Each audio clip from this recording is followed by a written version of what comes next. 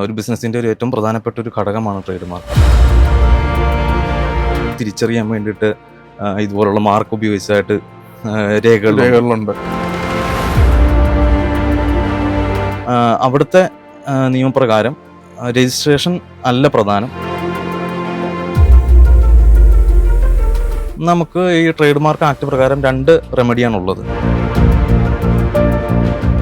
പലപ്പോഴും നമ്മൾ കടയിൽ പോയി സാധനങ്ങൾ വാങ്ങുമ്പോൾ ടൂത്ത് പേസ്റ്റിന് പകരം കോൾഗേറ്റ് എന്നാണ് പറയാറ്, സ്റ്റെബിലൈസറിന് പകരം വീഗാർഡ് എന്നും. അങ്ങനെ ഒരു ബിസിനസ്സിനെ സംബന്ധിച്ചിടത്തോളം ട്രേഡ് മാർക്കും ബ്രാൻഡിങ്ങും വളരെ ഇമ്പോർട്ടൻ്റ് ആണ്. ഇന്നത്തെ ലോ പോയിന്റിൽ നമ്മൾ ചർച്ച ചെയ്യുന്നതും ആ വിഷയത്തെക്കുറിച്ചാണ്.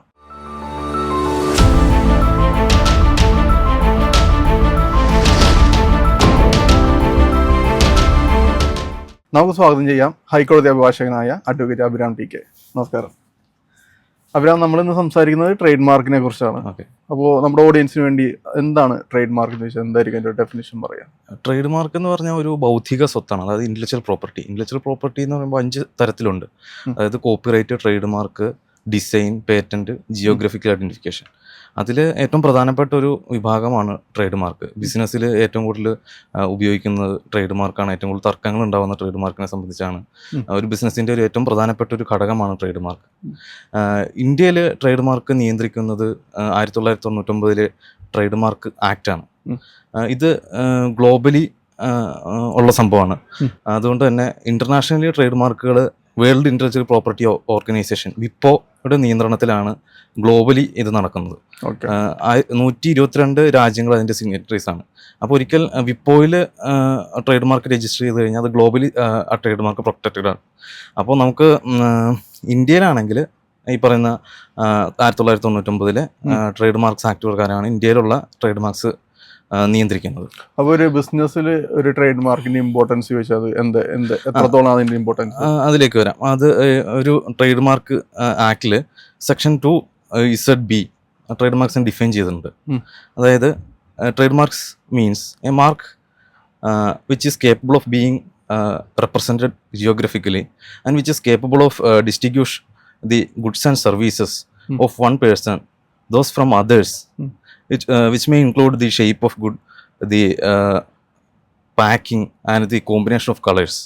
അതായത് ഒരു ട്രേഡ് മാർക്ക് എന്ന് പറഞ്ഞു കഴിഞ്ഞാൽ നമ്മളുടെ ഒരു പ്രോഡക്റ്റ് അല്ലെങ്കിൽ ഒരു സർവീസ് അത് മാർക്കറ്റിലുള്ള മറ്റ് പ്രൊഡക്ട്സുമായിട്ട് എങ്ങനെ വ്യത്യാസപ്പെട്ടിരിക്കുന്നു, അല്ലെങ്കിൽ എങ്ങനെ അതിൻ്റെ ഐഡൻറ്റിഫൈ ചെയ്യാം എന്നതിനു വേണ്ടി നമ്മൾ ഉപയോഗിക്കുന്ന ഒരു മാർക്കാണ് ട്രേഡ് മാർക്ക്. ഇത് ചരിത്രാതീത കാലം മുതൽക്ക് തന്നെ ഇങ്ങനെ ഒരു മാർക്കുകൾ ആൾക്കാർ ഉപയോഗിച്ചിരുന്നതായിട്ട് രേഖകളുണ്ട്.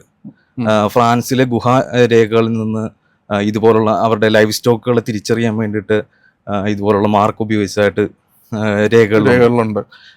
അപ്പോൾ ഒരു കമ്പനീനെ സംബന്ധിച്ചിടത്തോളം ഈ ട്രേഡ് മാർക്ക് ഇല്ലെങ്കിൽ എന്തൊക്കെ പ്രശ്നങ്ങൾ ഉണ്ടാവാം? ഇപ്പം ഞാനൊരു ബിസിനസ്സുകാരനാണെങ്കിൽ എൻ്റെ ബിസിനസ്സിൽ ഒരു ട്രേഡ് മാർക്ക് ഇല്ലാന്നുണ്ടെങ്കിൽ എനിക്ക് എന്തൊക്കെ പ്രശ്നങ്ങൾ ഉണ്ടാവും? ട്രേഡ് മാർക്ക് തികച്ചും ഓപ്ഷനിലാണ്. നമുക്ക് വേണമെങ്കിൽ മാത്രം ട്രേഡ് മാർക്ക് ഉപയോഗിച്ചാൽ മതി.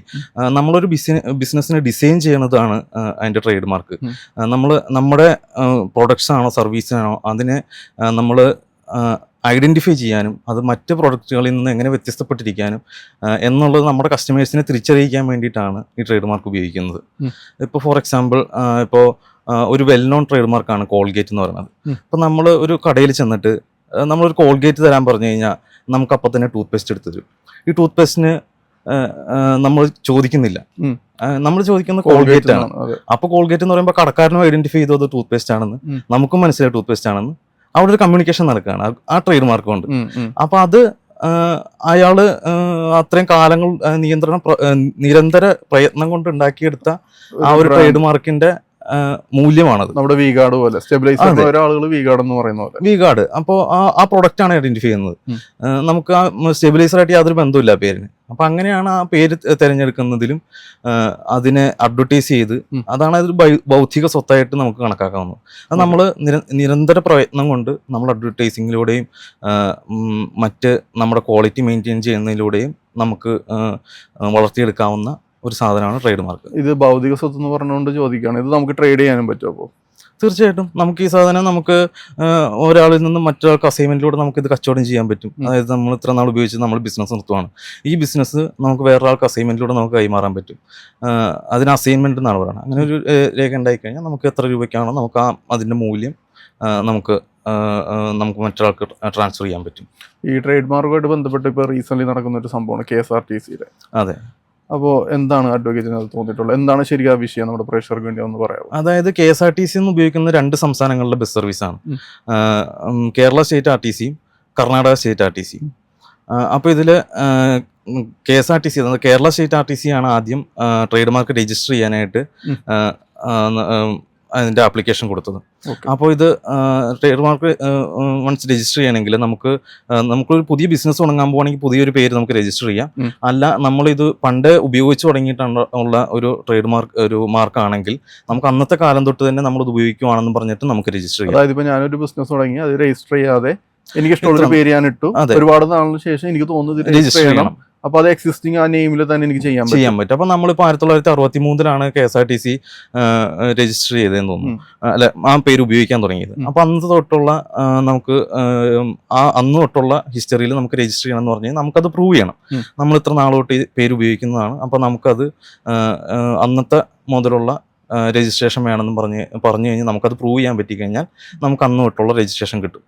അപ്പോൾ ഈ കർണാടക RTC അതിൽ ഓപ്പോസിഷൻ എടുത്തു, അവരാണ് ആദ്യം തുടങ്ങിയത്. അപ്പോൾ നമ്മുടെ കോമൺ ലോ കൺട്രീസ്, അതായത് കോമൺ ലോ കൺട്രീസ് എന്ന് പറഞ്ഞു കഴിഞ്ഞാൽ UK റിലേറ്റഡ് ആയിട്ടുള്ള കൺട്രീസ്, അപ്പോൾ നമ്മളൊക്കെ കോമൺ ലോ കൺട്രീസിൽ പെടുന്നതാണ്. അപ്പോൾ അവിടുത്തെ നിയമപ്രകാരം രജിസ്ട്രേഷൻ അല്ല പ്രധാനം, ആദ്യം ആരാണ് ഈ മാർക്ക് ഉപയോഗിച്ചു എന്നുള്ളതാണ് പ്രധാനം. ഇപ്പൊ അമേരിക്കയിലൊക്കെ ചെന്ന് കഴിഞ്ഞാൽ ആദ്യം ആരുപയോഗിച്ചു എന്നുള്ളതല്ല, ആദ്യം ആര് രജിസ്റ്റർ ചെയ്തു എന്നുള്ളതാണ് അവിടുത്തെ നിയമം. പക്ഷെ നമുക്ക് അങ്ങനെയല്ല. അതുകൊണ്ട് തന്നെ കർണാടക RTCയും കേരള RTC ആയിട്ട് തർക്കം വന്നു. അപ്പോൾ അതില് കേരള RTC ആപ്ലിക്കേഷൻ കൊടുത്തപ്പോഴത്തേക്കും കർണാടക ഒപ്പോസ് ചെയ്തു. അപ്പോൾ നമ്മൾ പറഞ്ഞു നമുക്കിങ്ങനെ തെളിയിക്കാനായിട്ട് നമ്മൾ പഴയ ഒരു പ്രേം നസീറിന്റെ സിനിമയിൽ നമ്മൾ ഈ KSRTC എന്നുള്ള വാക്ക് ഉപയോഗിച്ചിട്ടുണ്ട്. അപ്പൊ അന്ന് തൊട്ട് തന്നെ നമ്മളിത് ഉപയോഗിക്കുന്നുണ്ട് എന്നുള്ള രീതിയിൽ അനുകൂലമായിട്ട് വിധി വന്നു. അത് കഴിഞ്ഞിട്ട് അവർ മദ്രാസ് ഹൈക്കോടതി ചലഞ്ച് ചെയ്തു. അത് കഴിഞ്ഞിട്ട് ഇപ്പൊ നിലവിൽ നമുക്ക് എതിരായിട്ടാണ് അതിന്റെ വിധി വന്നിരിക്കുന്നത്. അത് വീണ്ടും അപ്പീൽ പോയിട്ടുണ്ടെന്നാണ് അറിഞ്ഞത്. അതിന്റെ വരും കാര്യങ്ങൾ നമുക്ക് കാത്തിരിക്കാം. ഓക്കെ, ഇപ്പൊ ഇതിൽ തന്നെ നമ്മൾ KSRTCയുടെ ഉദാഹരണം തന്നെ എടുക്കാം. KSRTC നമുക്ക് അനുകൂലമായിട്ട് വിധി വന്നു. ആ പേര് അല്ലെങ്കിൽ ആ ട്രേഡ് മാർക്ക് നമ്മുടെ കേരള സംസ്ഥാനത്തിന്റെ ബസ് സർവീസിനുള്ളതാണ്. അപ്പോൾ ഇത് അതേസമയം തന്നെ കർണാടക ഗവൺമെന്റ് ഇത് ഉപയോഗിച്ചുകൊണ്ടിരുന്നു. അപ്പൊ അങ്ങനെ ഇപ്പൊ ഏതെങ്കിലും ഒരു ബ്രാൻഡ്, ഇപ്പൊ കോൾഗേറ്റിന്റെ കാര്യം പറഞ്ഞു, V-Guardന്റെ പറഞ്ഞു, ഇതേ പേരിൽ മറ്റാരെങ്കിലും ഈ ട്രേഡ് മാർക്ക് ഉപയോഗിച്ചാൽ എന്തായിരിക്കും നമുക്ക് അതിൽ എടുക്കാവുന്ന നിയമ നടപടി? നമുക്ക് ഈ ട്രേഡ് മാർക്ക് ആക്ട് പ്രകാരം 2 റെമഡിയാണ് ഉള്ളത്. അതായത് permanent prohibitory injunction, passing of. നമ്മളിപ്പോൾ ഒരു രജിസ്റ്റേർഡ് ട്രേഡ് മാർക്ക് ആണെങ്കിൽ നമുക്കിതിൽ പറയുന്ന പെർമനന്റ് പ്രൊഹിബിറ്ററി ഇൻജങ്ഷൻ നമുക്ക് യൂസ് ചെയ്യാൻ പറ്റും. അതായത് നമ്മൾ വൺസ് രജിസ്റ്റർ ചെയ്ത് കഴിഞ്ഞാൽ മറ്റൊരാൾ നമ്മൾ ഡിസെപ്റ്റീവ്ലി സിമിലർ ആയിട്ടുള്ളൊരു വാക്ക്, അതായത് പേരിൽ മാത്രമല്ല അതിൻ്റെ ഉച്ചാരണത്തിലോ അതിൻ്റെ വിഷ്വലിലോ എന്തെങ്കിലും നമുക്ക് ഡിസെപ്റ്റീവ്ലി സിമിലർ ആയിട്ട് തോന്നിക്കഴിഞ്ഞാൽ നമുക്ക് സ്യൂട്ട് ഫയൽ ചെയ്ത് കഴിഞ്ഞാൽ നമുക്ക് പെർമനന്റ് പ്രൊഹിബിറ്ററി ഇൻജങ്ഷൻ എന്നുള്ള റെമഡി കിട്ടും. അതായത് അവൻ പിന്നീട് ഉപയോഗിക്കാൻ പാടില്ല, ആ പേര് ഉപയോഗിച്ച് ബിസിനസ് നടത്താൻ പാടില്ല എന്നുള്ള വിധി നമുക്ക് സമ്പാദിക്കാൻ പറ്റും. അതുപോലെ തന്നെ അടുത്തൊരു റെമഡിയാണ് പാസിംഗ് ഓഫ്. അത് പാസിംഗ് ഓഫിനുള്ള പ്രത്യേകത എന്താണെന്ന് വെച്ചാൽ നമ്മൾ രജിസ്റ്റർ ചെയ്തില്ലെങ്കിൽ നമുക്ക് ഈ പറഞ്ഞ റെമഡി നമുക്ക് അവൈലബിൾ ആണ്. പക്ഷെ നമ്മൾ രജിസ്റ്റർ ചെയ്തില്ലെങ്കിൽ കുറച്ചും കൂടി ലിറ്റിഗേഷൻ കൂടുതൽ വേണ്ടി വരും. കാരണം നമ്മളത് എല്ലാം പ്രൂവ് ചെയ്യണം. നമ്മൾ ഇത്ര നാൾ മുമ്പ് ബിസിനസ് നടത്തി, ആ ബിസിനസ്സിൽ മറ്റ് എതിരാളി അതുപയോഗിച്ച് കോപ്പി ചെയ്തു എന്നുള്ളതെല്ലാം നമുക്ക് പ്രൂവ് ചെയ്യേണ്ടി വരും. പക്ഷേ രജിസ്റ്റേർഡ് ആണെങ്കിൽ കുറച്ചും കൂടി എളുപ്പമുണ്ട്. അപ്പോൾ പാസിംഗ് ഓഫിന്റെ ഇതെന്താണെന്ന് വെച്ച് കഴിഞ്ഞാൽ നമ്മളത് പ്രൂവ് ചെയ്ത് കഴിഞ്ഞാൽ നമ്മുടെ കോപ്പി അടിച്ചാണ് മറ്റൊരാൾ ഇത് നമ്മുടെ ബിസിനസ്സാണ് തട്ടിയെടുത്തതെന്ന് പറഞ്ഞു കഴിഞ്ഞാൽ നമുക്കത് തെളിയിക്കാൻ കഴിഞ്ഞാൽ നമുക്ക് അത്രയും നാൾ ഉണ്ടായ നഷ്ടം, അതായത് നമുക്ക് കിട്ടേണ്ടിയിരുന്ന ബിസിനസ് അയാൾ തട്ടിയെടുത്തു, അത് നമുക്ക് ഉണ്ടാകേണ്ടിയിരുന്ന ടേൺ ഓവർ കണക്കാക്കി നമുക്കുണ്ടായ നഷ്ടം കാൽക്കുലേറ്റ് ചെയ്ത് അത് അവനിൽ നിന്ന് കോമ്പൻസേഷൻ ആയിട്ട് മേടിക്കാം. ഇവൻ ഉണ്ടാക്കി വെച്ചിരിക്കുന്നവൻ്റെ ഗാരേജിലുള്ള ഇവൻ്റെ പ്രൊഡക്റ്റോ എന്താണെന്ന് വെച്ചാൽ നമുക്കത് നശിപ്പിച്ച് കളയാം. ഇത്രയും റെമഡീസാണ് ഈ പാസിംഗ് ഓഫ് പ്രൂവ് ചെയ്ത് കഴിഞ്ഞാൽ നമുക്ക് കിട്ടുന്നത്. അഡ്വക്കേറ്റ് നേരത്തെ പറഞ്ഞല്ലോ പാസിംഗ് ഓഫ് ആൻഡ് ഇൻഫ്രിഞ്ച്മെന്റ്, എന്താണ് ഇതിന് തമ്മിലുള്ള വ്യത്യാസം? അതായത് ഇൻഫ്രിഞ്ച്മെന്റ് എന്ന് പറഞ്ഞു കഴിഞ്ഞാൽ നമ്മുടെ trade mark, registered trade mark copy ചെയ്ത് മറ്റൊരാൾ ഉപയോഗിക്കുന്നതിനാണ് ഇൻഫ്രിഞ്ച്മെന്റ് ഓഫ് ട്രേഡ് മാർക്ക്. നമ്മൾ ഡിസെപ്റ്റീവ്ലി സിമിലർ ആയിട്ടുള്ള ഒരു മാർക്ക് ഉപയോഗിച്ച് ബിസിനസ് നടത്തുന്ന ഇൻഫ്രിഞ്ച്മെന്റ് ഓഫ് ട്രേഡ് മാർക്ക് എന്ന് ട്രേഡ് മാർക്ക് ആക്ടിൽ പറയും. അതുപോലെ തന്നെ വേറൊരു റെമഡിയാണ് പാസിംഗ് ഓഫ്. പാസിംഗ് ഓഫ് എന്നുള്ള സംഭവം ട്രേഡ് മാർക്സ് ആക്ടിൽ പറയുന്നില്ല, അതൊരു ടോർട്ട് ലോ ആണ്. അത് ടോർട്ട് എന്ന് പറഞ്ഞൊരു നിയമത്തിൽ വരുന്നതാണ്. അത് എന്താണ് ടോർട്ട് ലോയ? ടോട്ട്. അത് ടോട്ട് എന്ന് പറഞ്ഞു കഴിഞ്ഞാൽ ഇതുപോലെ പണ്ടുള്ളൊരു കുറച്ച് നിയമങ്ങളുടെ ഒരു സംഹിതയാണ്. ഒരു സിവിൽ റോങ് ആണത്. ടോട്ട് എന്ന് പറഞ്ഞാൽ സിവിൽ റോങ് എന്നാണ് അതിൻ്റെ ഡെഫിനിഷൻ. അപ്പോൾ അത് നമ്മളിവിടെയും പ്രാബല്യത്തിലുള്ളതാണ്. അപ്പോൾ പാസിംഗ് ഓഫ് എന്ന് പറഞ്ഞാൽ ടോട്ടിൽ വന്ന ഇതാണ്. ഇൻഫ്രിഞ്ച്മെൻറ്റ് എന്ന് പറഞ്ഞാൽ ട്രേഡ് മാർക്സ് ആക്ടിൽ തന്നെയാണ്. അപ്പോൾ ഇൻഫ്രിഞ്ച്മെൻറ്റ് എപ്പോഴും trade mark registered trade mark മാത്രമേ ഉപയോഗിക്കാൻ പറ്റൂ, അവർക്ക് മാത്രമേ യൂസ് ചെയ്യാൻ പറ്റുള്ളൂ ഇൻഫ്രിഞ്ച്മെൻറ്റ് കൊണ്ടുള്ള ബെനിഫിറ്റ്സ്. പക്ഷേ പാസിംഗ് ഓഫ് അങ്ങനെയല്ല. ട്രേഡ് മാർക്ക് രജിസ്റ്റേർഡ് അല്ലെങ്കിലും അവർക്ക് പാസിംഗ് ഓഫിൻ്റെ ബെനിഫിറ്റ് ഉപയോഗിക്കാം. അവർക്ക് അതിനനുസരിച്ചുള്ള കോമ്പൻസേഷൻ മേടിക്കാനും ഇതുപോലെ അവരുടെ പ്രോഡക്ട്സ് ഈ പറഞ്ഞ ഡിസെപ്റ്റീവ്ലി സിമിലർ ആയിട്ടുള്ള പ്രോഡക്ട്സ് നശിപ്പിച്ച് കളയാനും അതിനുള്ള കോമ്പൻസേഷൻ മേടിക്കാനും പറ്റും. അപ്പോൾ റിയൽ ലൈഫിലൊരു ഉദാഹരണം പറയാം. ഇങ്ങനെ എന്തെങ്കിലും ട്രേഡ് മാർക്ക് ചെയ്തിട്ട് അനുകൂലമായിട്ട് വിധി വന്നിട്ട് ഒപ്പോസിഷനുള്ള ആളുടെ വെയർ ഹൗസിലെ സാധനങ്ങളൊക്കെ നശിപ്പിച്ചു എന്ന് പറഞ്ഞ ഒരു പോയിന്റിലേക്ക് എത്തിയ എന്തെങ്കിലും കേസ്? തീർച്ചയായിട്ടും അങ്ങനെ ഒരു കേസുണ്ട്. നമ്മുടെ കുട്ടിക്കൂറ എല്ലാവർക്കും അറിയാലോ, പൗഡർ. നമ്മൾ അപ്പോൾ ഇവർ ഇതുപോലെ ഒരു 10-20 വർഷം മുമ്പ് കുട്ടിക്കൂറ നല്ല രീതിയിൽ മാർക്കറ്റിൽ അവൈലബിൾ ആയിട്ട് നല്ല രീതിയിൽ പ്രാബല്യത്തിൽ വന്നിരിക്കുന്ന സമയത്ത് പെട്ടെന്ന് അവരുടെ ബിസിനസ് അവർ പ്രതീക്ഷിക്കുന്നതിനപ്പുറം അവരുടെ ബ്രാൻഡ് സമൂഹത്തിലുണ്ട്, എല്ലാവരും അറിയപ്പെടുന്നുണ്ട്, പക്ഷെ അവരുടെ കയ്യിൽ നിന്ന് സെല്ലാവുന്നില്ല. അങ്ങനെ ഒരു ഇത് വന്നപ്പോഴത്തേക്കും കുട്ടിക്കൂറ അവരുടെ കാര്യങ്ങൾ പഠിച്ചു. അപ്പോൾ എന്താണെന്ന് മനസ്സിലാക്കിയെന്ന് വെച്ച് കഴിഞ്ഞാൽ ഈ കുന്നംകുളത്ത് നമ്മുടെ ഈ പറഞ്ഞ കോപ്പി അടിച്ച് വിൽക്കുന്നതിന് ഏറ്റവും പേരുകേട്ട സ്ഥലമാണ് കുന്നംകുളം. അപ്പോൾ അവിടുത്തെ ഗാരേജിൽ ഈ കുട്ടിക്കൂറ എന്നുള്ള ഡ്യൂപ്ലിക്കേറ്റ് കമ്പനി പ്രവർത്തിക്കുന്നതും അവരുടെ ഗാരേജിൽ ഇവരുടെ കയ്യിലുള്ളതിനേക്കാൾ വലിയ സ്റ്റോക്ക് അവരുടെ കയ്യിലുള്ളതായിട്ട് കാണാൻ പറ്റി. അങ്ങനെ അത് നശിപ്പിച്ച് കളയാനുള്ള ഓർഡറും കിട്ടി, അവരുടെ നിന്ന് കോമ്പൻസേഷൻ മേടിക്കാനും പറ്റി. അതാണൊരു ഏറ്റവും റീസെന്റ് ഉള്ള ഒരു ഉദാഹരണം. അപ്പോൾ എന്തൊക്കെയാണ് ഒരു ട്രേഡ് മാർക്ക് രജിസ്റ്റർ ചെയ്യാനുള്ള പ്രൊസീജിയേഴ്സ്?